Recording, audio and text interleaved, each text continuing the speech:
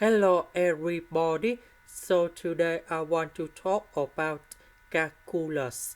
The topic today is about limit. So now I want to show you how to answer. So about number 4, I can put into 16 over number 4 in here. So number 16 I will put outside.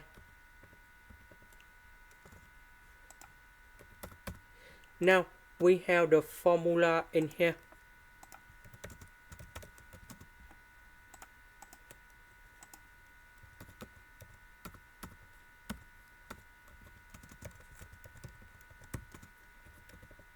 So capital A that is about 1 over 4. The limit of this one equals to number 1.